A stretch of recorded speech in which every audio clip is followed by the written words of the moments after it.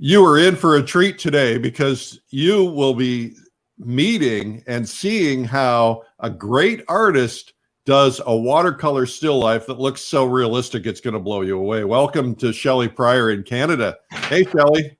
Hi, thank you. Where in Canada are you? I'm in Burlington, which is just a little west of Toronto. Cool. What are you going to do for us today, Shelley? Well, I'm going to do a little still life similar to something like this. Wow. Wait, hold that up. We want to see what you do. Wow. All right. Well, you're going to show us how to do that with watercolor. I didn't even realize when I first saw it before the show, I didn't even realize it was watercolor. It's not. I mean, not that there's anything wrong with watercolor. It just didn't register because it looked so realistic. I know that's tough to do. So you're going to show us how to do that. Yes. Well, why don't we get right to it? And I guess you've got a camera that you can look down on your watercolor paints. And yes. All right. So looking forward to that. Okay. Okay. So I'm going to put you on full screen here. And now I'm just let you kind of take over. And we want to see how this is done. I'm fascinated. Ooh, luscious. Now tell us about what kind of paint you're using. Okay. Most of my paints are artist quality, and I have a couple of different brands here. Most of them are Da Vinci paints. I'm going to be working on Arches 140-pound cold press paper. I'm using a bright white here. Okay. And you can see that I've done a little bit of prep work here. So I've put on a little bit of masking fluid for this because here's my reference image. Okay, so it's a little bit like the one I just showed you, but different composition. And so what I've done here is I'll see if I can get this closer for you to see. But lower you can see it down that a little bit. A tablecloth with a little bit. Sorry. Oh, the tablecloth with a little bit of. It's got embroidery on it, right? Texture, yeah. So I wanted to get that effect. So what I'm doing is I've masked that off. Now, a lot of people don't know what that means. Tell us what masking is. Okay, so masking fluid is basically liquid rubber that is suspended in an ammonia concoction that they create, and it basically acts as a resist for your watercolor. So you can put it on your paper, and it feels very rubbery, and it will completely resist, so that you can paint around something very easily. And then I'm just going to interrupt you again. I'm sorry. I apologize to everybody for doing that. But when we use words like resist, a lot of people don't know those words, especially if they don't come from your world. So what does resist mean? Okay, so this is going to save the white part of the paper. The paint cannot penetrate this, so it actually resists the paint. So is the blue that we're seeing already got the what do you call it? The masking fluid. Masking fluid on it? Yes, it does. So the blue is the masking fluid. Correct. And so once you do the painting, you peel that off. That's preserving the white color underneath. Correct. That's really cool. Yes, because the big thing in watercolor, of course, is saving those whites. Right. You can also add little bits of white, but ideally you want to keep the original white of the paper. So that's where this resist comes in. The masking fluid will save those little parts until you're ready to paint them. So that's what I've done. And I just want to maybe just talk a little bit about the masking, because if you've never done masking before, you might have no idea how it gets applied or anything. But basically what I'm going to do here is take a brush, and I'm going to take a little bit of soap, and I'm putting soap on my brush. So you dipped it in water, and now is that brush soap? It's brush soap, but you can use any soap, like a bar of soap or liquid soap or anything like that will work. Okay. Basically what this is going to do is it's going to coat the bristles of the brush so that when you dip it into your masking fluid, it doesn't stick. Because what happens with this masking fluid, it's a little bit, if you ever got gum in your hair as a kid, that's just what it's like to get it out of your brushes. So this prevents that. Great trick. Okay. So then what I do is I pour the masking fluid into a cup, And now you see that if I pour this in, this is not blue. Yeah, I was wondering Right. about that. It's actually not blue. So what I do to make it blue, because if I tried to paint something, let me just dip into that. If I try to paint,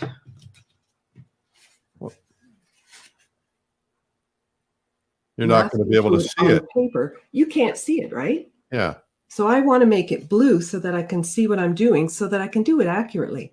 Well, I think you have a new business in front of you. It can be Shelley's blue masking fluid. Yeah. So I'm going to take a little, I'm going to use cobalt blue. So you'd never want to use a staining color for this, right?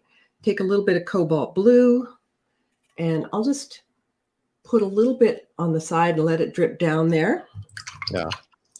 And then I just stir it in, and then I have masking fluid that's blue. All right.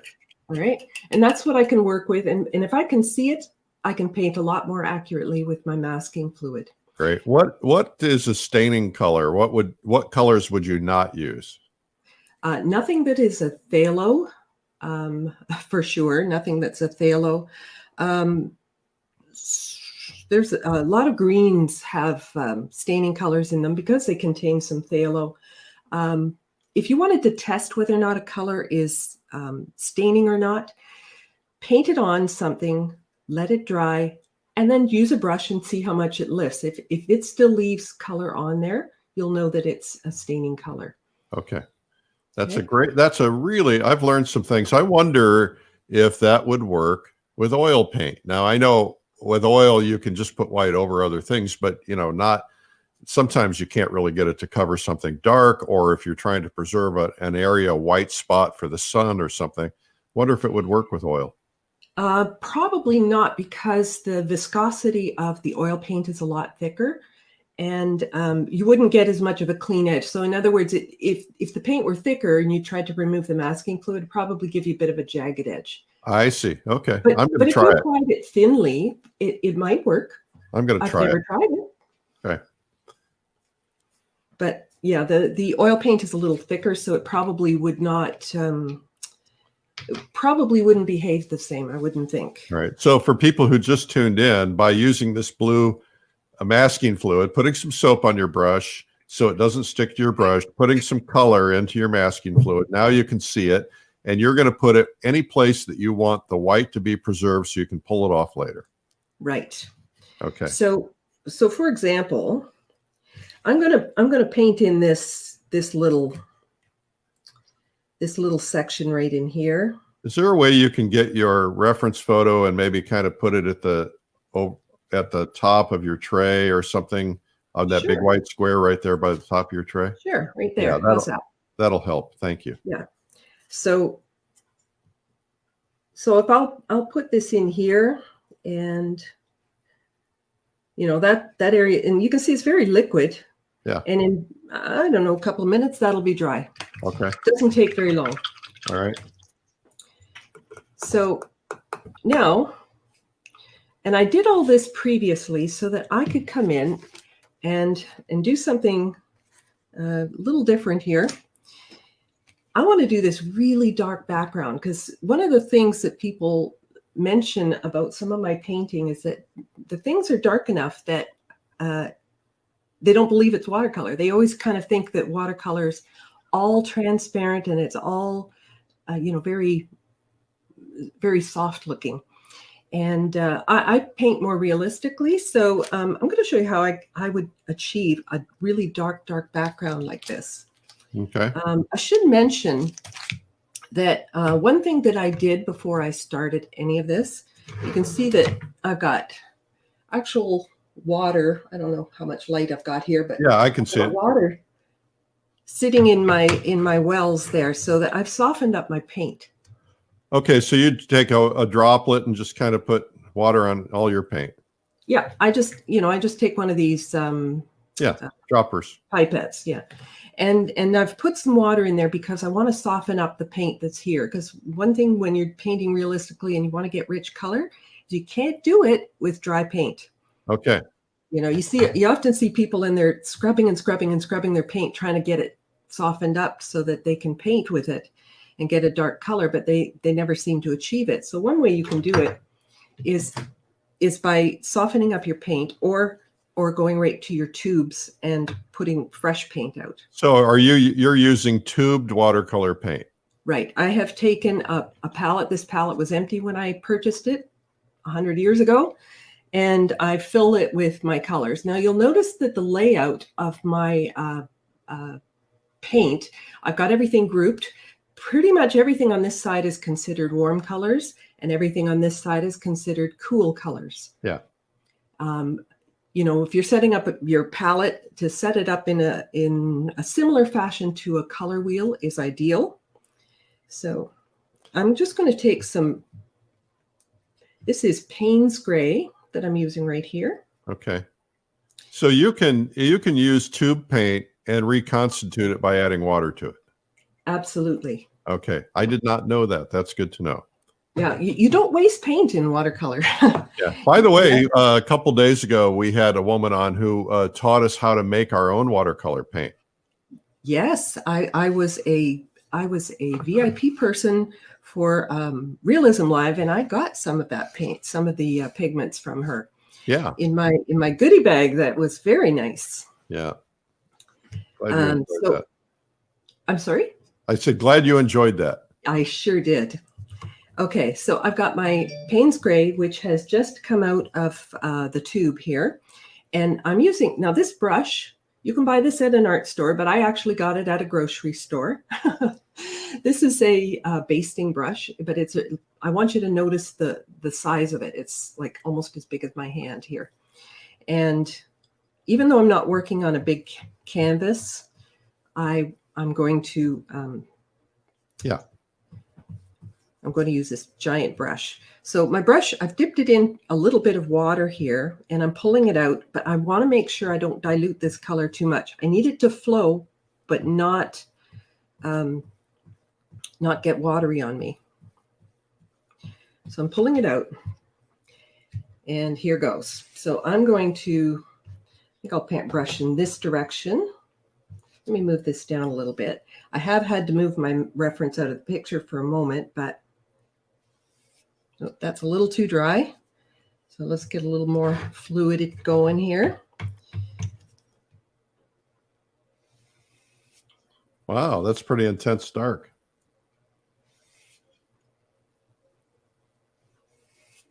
Now, I didn't mask the whole pot, so I want to make sure that I'm not going beyond, I'm not breaching my masking fluid lines there. Let's see.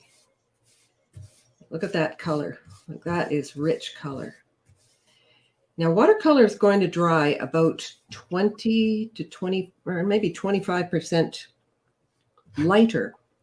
It's a little different. If you're an acrylic artist, your paint will dry darker, but if you're a watercolorist, it'll dry lighter and significantly lighter. So I'm going to put this on.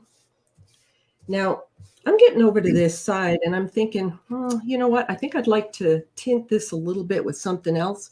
So I'm going to come over to my palette here, and I'm going to put in, not dirty up my palette, I'm going to put in some permanent rose over here. I'll put some in there and get that into the mixture, just so I have a little variation in this. So this side will get a little bit pinker. Okay. That wasn't very much. All right. I think I got to get a little bit more in there. A lot of positive comments. I want to tell everybody, by the way, we have prizes today. And if you leave comments, you might win a prize. Today's prize is a pair of value specs that help you see your lights and dark values when you're painting. And the winner of yesterday's prize, the Make More Money Selling Your Art book, is Charlotte Gray from Utah. Congratulations, Charlotte. All right. Make sure you leave comments. Tell us city and state or country or something so we know where you're from. Thank you. Sorry to interrupt you. No problem. Yeah, I'm just applying paint here. Okay, so I've covered that entire thing, which with a small brush would have taken me a long time, but with this large brush, it's great. So I just need to leave that to dry now. All right. But I'm going to wipe off my edges. I have masking tape around my edges. You'll notice I've got my paper taped down, Yeah. but I've also pre-stretched my paper, which means that I have, well, first of all, watercolor paper, good watercolor paper is 100% cotton.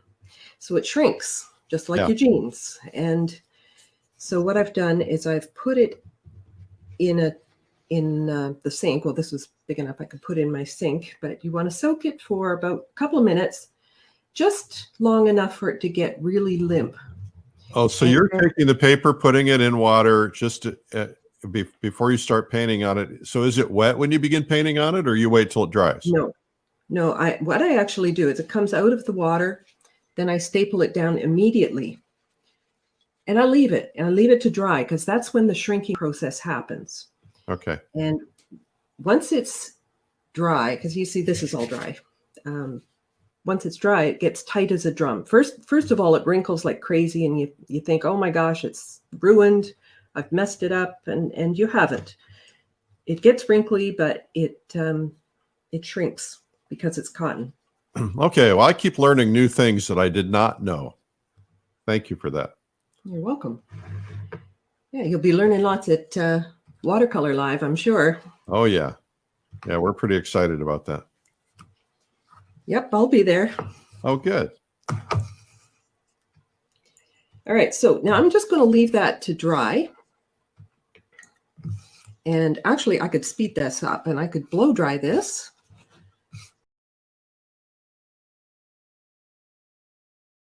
So now I have my background is dry, and I can take off this masking fluid. So what I'm going to use to remove this is it's called a pickup rubber cement eraser. Yeah.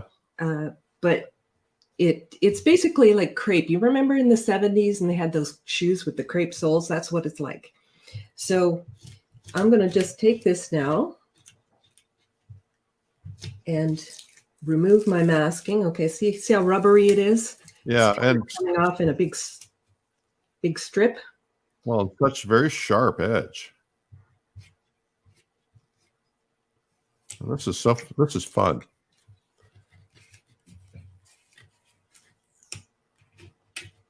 And if your paint were dry, then you'd start having smudges and other problems. Oh, yeah.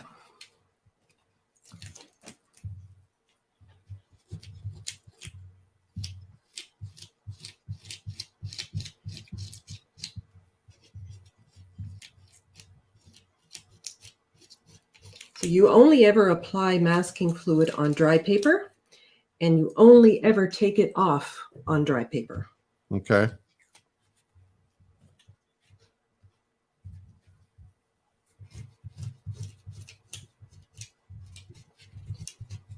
This will come off pretty quick.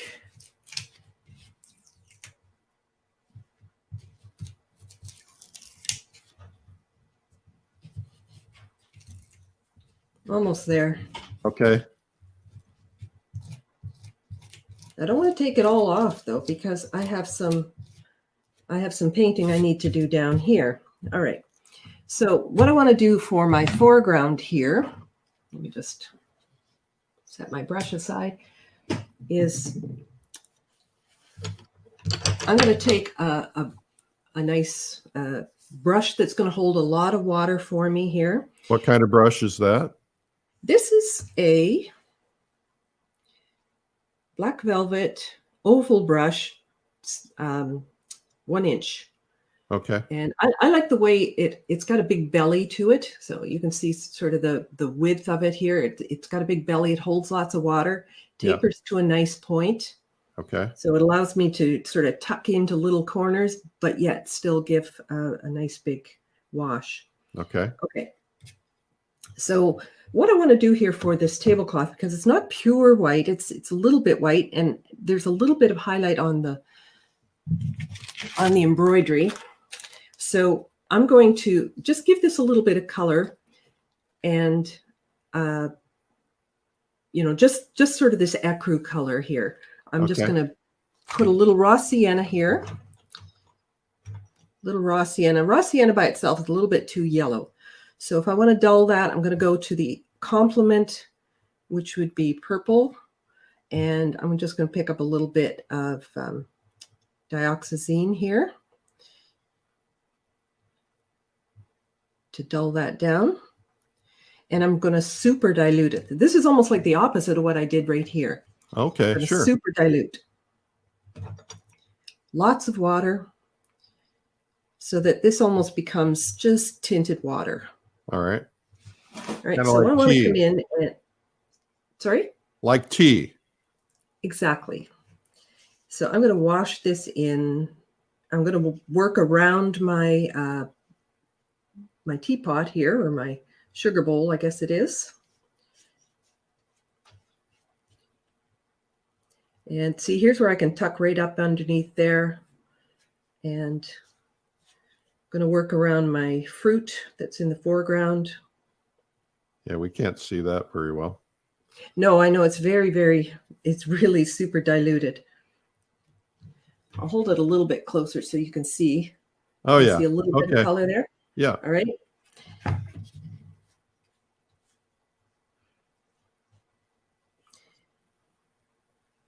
All right, just going to put this on there. If you guys are enjoying this, make sure to hit the like button or the heart button or something. Also, if you share this, your friends will still have time to see how she does the rest of the painting. Or catch a replay. Or catch the replay. That's right. Because when you share, it helps everybody because we can bring more artists to our family. There we go. Okay, so I've got it covered, but I want to get a little bit more. I want to get a little bit more color at the bottom, only because I want to give it some visual weight. It's very top heavy at the moment. Okay. So I want to give it some visual weight for a stronger composition. So I'm going to come in with more color at the bottom. You can see that I picked up a little bit of Payne's gray there. Let's get that mixed in. All right, so you can see that that's giving me a little bit more color at the bottom. Okay, cool. Now again, I have to wipe off my tape. And this is important when you're doing your watercolor, because you see all this water drops along here? Yeah. They can make blossoms. Now, if you don't know what a blossom is, it is when, well, if you've ever tried to spot wash something on a shirt and it left a watermark around it, that's what a blossom's like. And it's going to leave that ugly mark on your painting. So I'm going to wipe off all this stuff on the edges. Well, the other thing is I noticed that you had a little Payne's gray on there and it picked it up when you were painting. So if you get it wiped out properly, it's not going to pick it up. Yeah. Yeah. So, so I'm just going to finish this up. Now, some of this stuff is a little hard to tuck into because it's so tight, you know. Oh, that was not a good color to put in there, but I'll just blend that in. All right, so I've got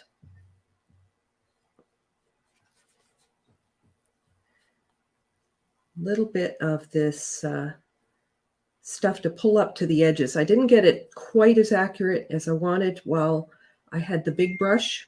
So I'm going to come in here with my smaller brush and just, this is all wet paint, so I can just pull it up to those edges and make a nice edge. Okay, so now I can clean up all that stuff. And you need to do it while it's wet. If you do it later, you'll have all these hard edges. Not very nice. Yep. So, all right, so that's all really wet. The paper's beginning to wrinkle. And so am I. yeah, we all are. such as it is. So I've got a little lint in there. I'll just pull that out actually. All right. And I'm going to really quickly blow dry this. I can mute to do it. Yep. And so what I'm going to do here is on my reference, let's bring my reference back in here. Okay, so I've got my reference picture here. I've got this nice dark background already established. I've got a little bit of color. I've warmed it up a little bit in my foreground here.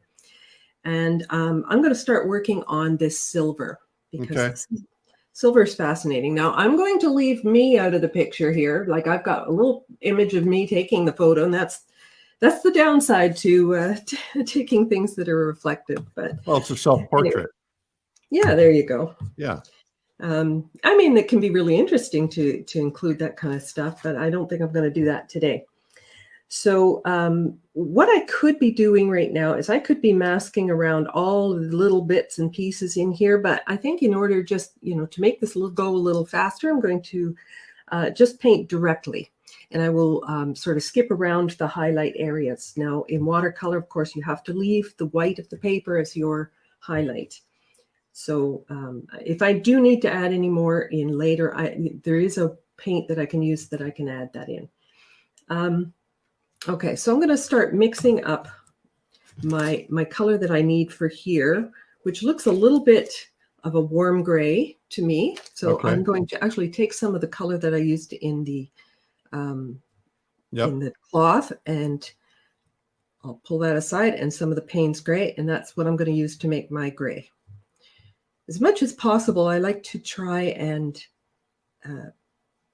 utilize colors that are being used elsewhere in my painting. Gives you harmony. Yes, it does. Unifies it and makes it good. So I'm going to do just this lid here. And there's really not too many highlights on this other than this one bright spot over here.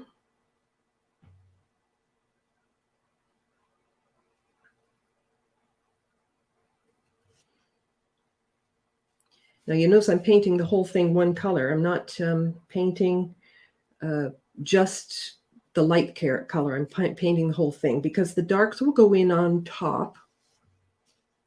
And it's a lot easier to do it this way in watercolor because if I painted just one thing and then I tried to paint something up against it and then I get an overlap, you get a dark line where they overlap. So it's better to just run the lighter colors straight underneath. Shelley, you're a very good teacher. Well, thank you. I do a lot of teaching. I kind of like it. It shows. All right, so I'm deliberately leaving a couple little sparkles of light in here. Okay, so I'm just leaving that on there.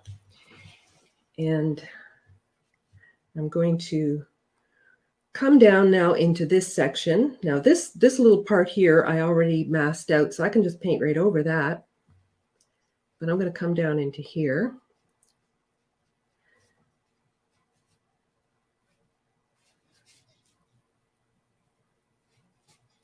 In watercolor, you always will put your washes on first and then put your details on after. Okay. I mean, it's the same in any painting, I suppose, but it's especially important in watercolor. I think a lot of people in watercolor, when they're starting out, have a tendency to get impatient and they start putting the jewelry on before the pants. That would be me. As a matter of fact, I run around with jewelry on without my pants. I'm just kidding. I'm going to get a complaint. I will get a complaint about that comment. Now, what I can do while this is wet, this lid here, you can see that, that line between the dark and the not so dark area is pretty crisp. But down here, there's a little bit more of a transition. So if I come in right away and I get some more darks in here and push that in there, and I've just gone straight into my Payne's gray for this. I can put this in on the wet color and it will flow. And you can see that that's doing this wonderful transitioning for me.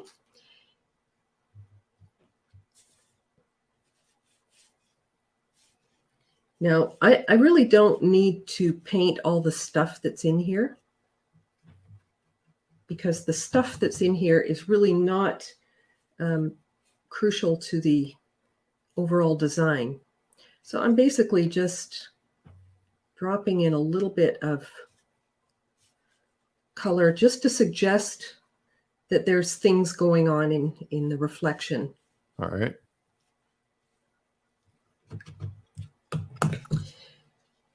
So when I'm putting paint into a wet surface, my paint that I'm putting into my wet surface needs to be drier than the surface. Otherwise, you get that blossom effect that I was talking about earlier. Ah. So it always needs to be drier. All right, so Hey, I'm going to picking come up in all kinds of along great tips. Well, that's an almost an essential one to know in watercolor, because the one thing about watercolors is learning the water paint ratio, and you know how to load your brush and stuff, and you know a lot of that just has to come from practice. I can explain to you how to ride a bike, but you get on that bike, you still have to find your own balance, right? So it's the same in watercolor. Okay.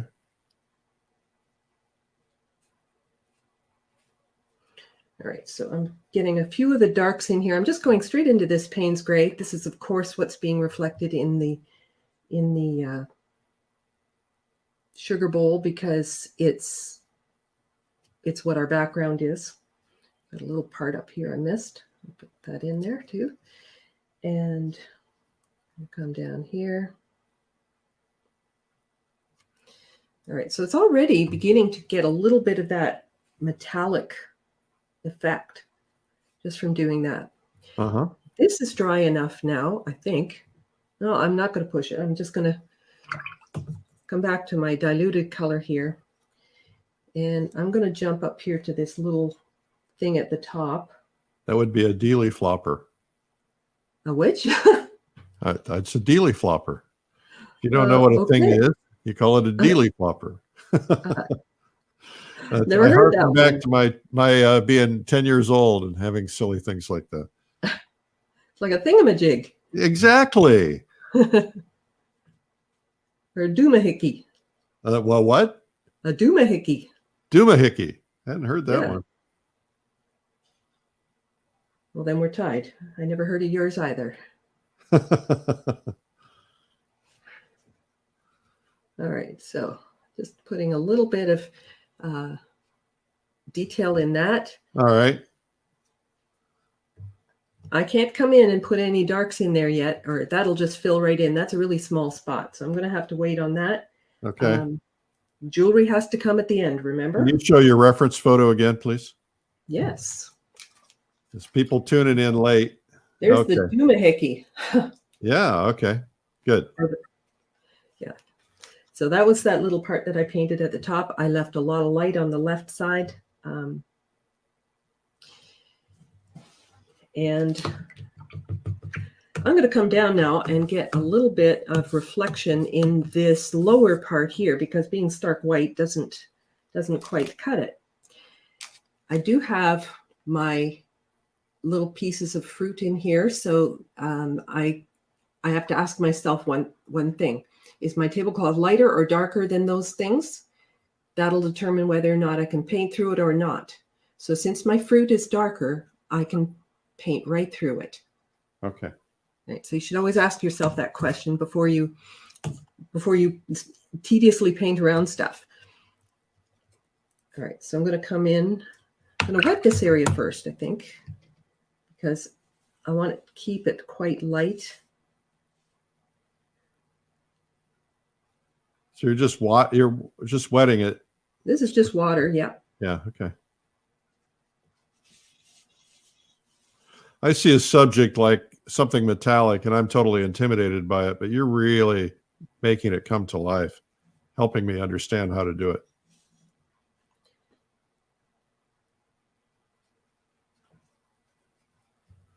Well, in things that are metallic or shiny, you're always going to get high contrast, and you'll very often get a lot of sharp edges. So you have to do this underpainting, but then a lot of what goes on top is just hard edges. So it makes it quite straightforward. So you always do the wash first. Don't ever try to do well, I shouldn't say ever, but rarely you would put a wash on top of detail. Okay, I'm going to put a little bit more color at the bottom here. And you can see, I love how, this is the one thing I love about watercolor is how it flows one thing into another. Yep.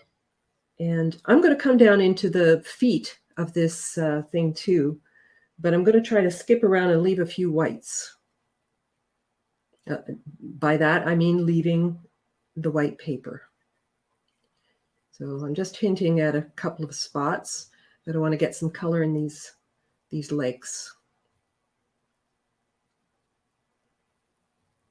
We got about 15 minutes left, so you're doing great. Let's get up here and get the, this is dry now. I can come in and get the darker. Show your reference photo one more time so we know what you're doing. Yeah. Let's see if I can put that there. I'm going to slide this over a little bit. Then we can see both. Oh, good. That? Perfect. That's better. Yeah. Okay. It's actually closer to where I'm working too, which is better. All right. So I'm going to come in and paint this shadow. Now it could be a little darker, so come in a little bit darker here.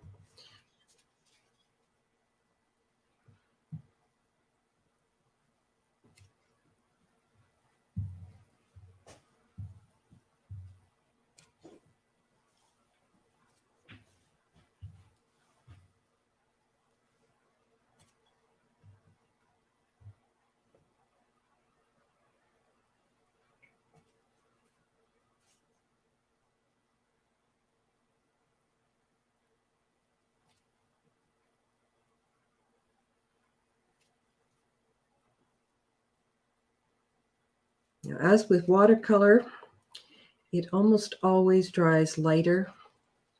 So this middle section here, I can see it's already still a little bit on the light side. I'm going to have to, you know what, I'm going to do something, and I'm just going to go right through this and get this whole thing darker than I had it. All right. This dried so much that I'm just going to fill this whole thing in because it's dried much lighter. You can see that that's a better value. I'm going to go even a little bit darker than that. There we go. That's going to be a better value. When I first started watercolor, I never thought you could come back in on something after it was dry because I thought it would smear everything.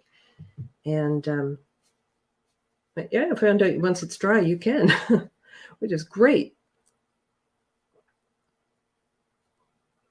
So I'm going to come in with a couple of little dark areas here.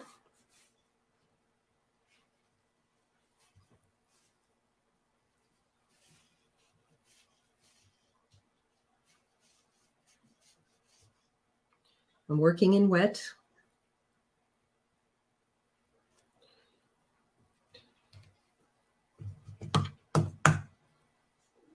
I'm having fun watching this. I hope you guys are enjoying it.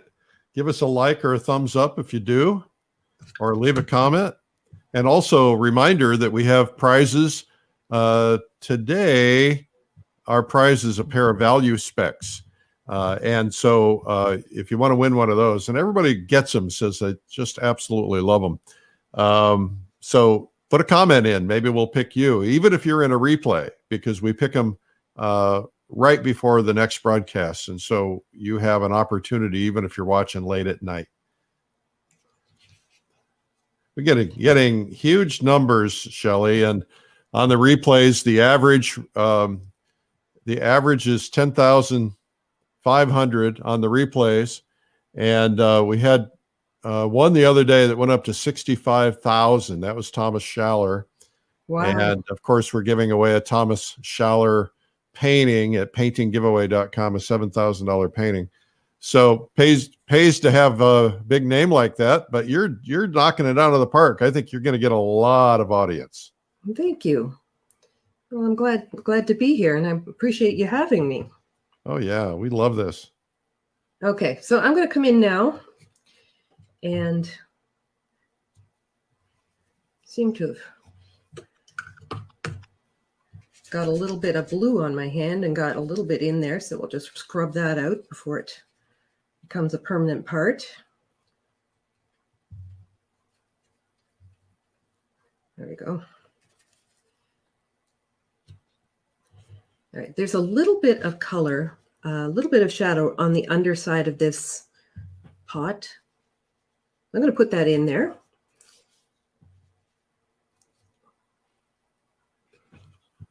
So you're getting the sense of the metal now. And I can come in and add, I'm going to go to a smaller brush here. When I'm working on the handle, I need to use the appropriate size brush. Of course. So taking a little raw sienna and that Payne's gray to get a nice warm gray, kind of a bit warmer there. And I'm just going to, that's a little bit dark. So you just added water to lighten it up. Yeah, that's the easy way to do it, right? No mixing paint. Comes with experience. So this is the little bits of jewelry. I had put a little bit of this same color in here, and I'm adding in a little bit of jewelry here for the metal. Basically, I'm just looking at wherever the dark areas are.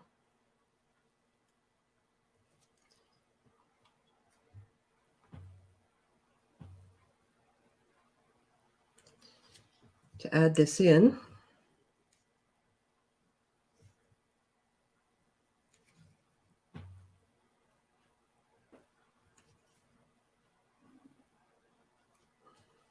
Doesn't need much to be convincing, does it? Not really. And that's the thing about painting metallics and glass and things like that. I paint a lot of glass, and you know, people are afraid of it because of all the reflection, but the reflection is really not that hard to achieve. Well, this has helped me be less intimidated by a subject like that. Well, that's good.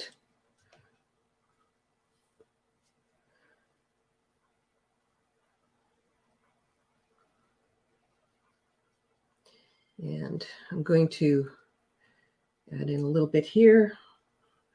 Not taking too much time because, well, we don't have too much time. Yeah, you got about. So yeah, like I'll paint very realistically, but of course, I'll post something and people will think that I've whipped it up in an hour, and of course, it takes quite a while, especially in watercolor. There's a lot of dry time. Yeah. And you do need to wait for the dry time. Seriously. Do you ever paint from actual still life, or do you always paint from photos? Oh no, I paint from still life. I paint plein air with watercolor. Maybe what I'll do is I'll explain to you how I achieved my drawing in the first place. I took a piece of this is just regular paper, and I did my ugly drawing, my sketching on here. Well, I wouldn't want to be doing all of this on my watercolor paper and messing it up and erasing and roughing up my surface and everything. So what I do is I put it on one piece of paper first. So I sketch it, and then I taped it down, and I put transfer paper underneath to give myself a nice clean drawing. So you put the tracing paper underneath, or the transfer paper underneath, and then I just go around and make a nice clean drawing. So I do all my working out here. Pardon me? Is your transfer paper chalk? No, it is a gray transfer paper. See, it's like this. Okay. Oh, like carbon paper. Not carbon. Carbon is ink. Oh, really? Okay.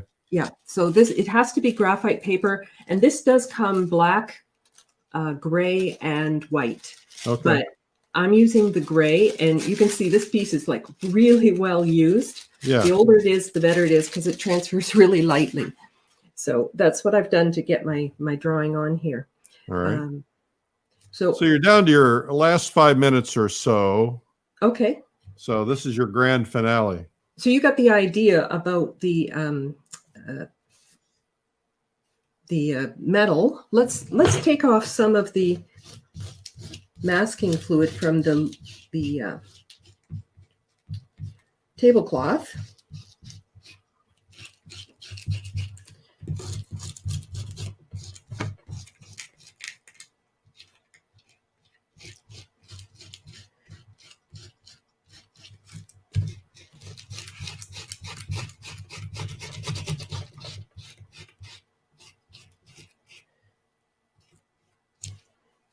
Okay, so that's off my tablecloth. And what I can do, let me pull this closer here. Oh, yeah. Can you see the white Yep. that was left behind? Yep. Okay, so I'm going to go into that with the same background color, or the same cloth color. And that's my masking brush. That's why it doesn't have a nice point. Okay, let's use my... Okay, so I'm going to come in and just dabble in just the idea of a few stitches in here. Little texture, yeah. Right? And then I can come in and shade that. So that's going to give me the idea of my embroidery.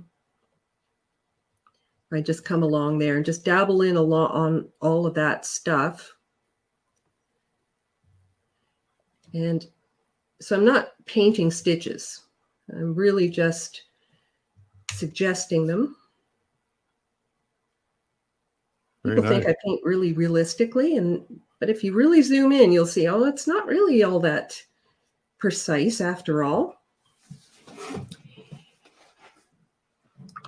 Now, would you take this at this point? Would you take the highlight off of your pot, or is that something you're going to darken up there more? I'm going to wait. I'm going to hold off on that one because I might decide to make this section darker. If you take your masking fluid off prematurely, then you have to start painting around all those whites again. Yeah. And that slows you down. So, if I wanted to paint more in here, I could do that now more easily. But I think what I'll do is I'm just going to show you that it'd be quite easy to come in and add the fruit now. This section here is pretty good. Okay. So I'm going to just suggest the fruit. Is it dry enough? Might not be dry enough yet. I do have to wait for that. Well, we might not have time to see it because we're down to our last 3 or 4 minutes. So. Okay, no problem. I'll go for it. If it bleeds, it bleeds. Go for it. All right. That's the right attitude. Seems to be okay as long as I don't work too wet. There. My brush isn't too wet. I'm pretty good. All right. So I'm putting my light color in first, light value first, and then the dark on top. But I can put the dark in while it's wet. So I can come in. That was a little bit of permanent rose I put in there. Now I'm going to put in a little bit of, this is alizarin crimson. I'm going to darken it up just a little bit more with that Payne's gray. And I'm going to put the shadow in on that. And if I do it while it's wet, it blends nicely. Hopefully you can see that. Yeah, it's convincing.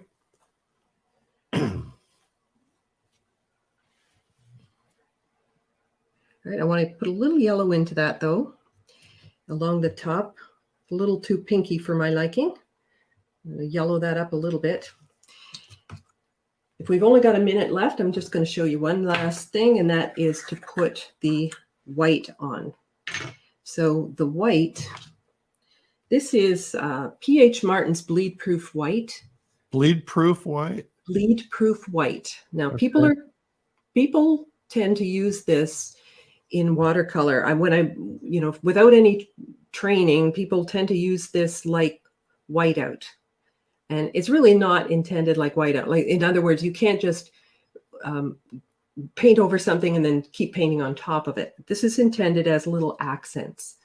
So if I wanted to add little accents to something, this is what I would use. So let me come up to the little thing at the top here, and I'm going to maybe touch in a couple little highlights here. So is that a gouache? It is it's a gouache, yes. Yeah. So it's an opaque watercolor.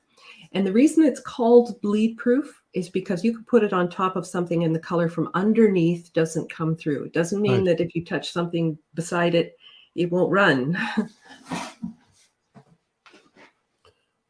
Well, this is fabulous.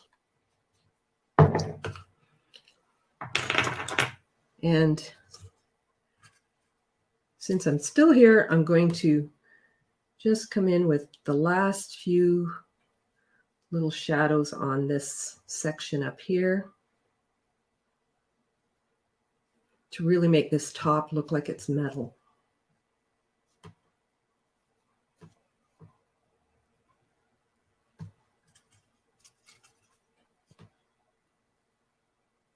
All right. Looks metal to me.